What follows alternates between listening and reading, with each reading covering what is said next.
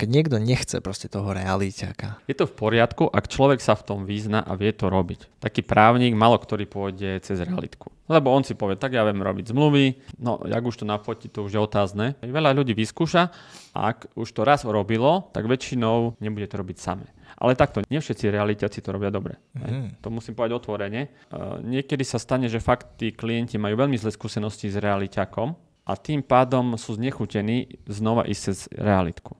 Preto moja otázka je, prečo si predávajú. Nevyberie sám realitnú kanceláriu, ale to robí to tak, však kamarát na pive mu povedal, počúvaj, môj súsed robí realiťaka. Ale tým, že on robí taxikára a popri tom realiťaka, tomu už nepovedal.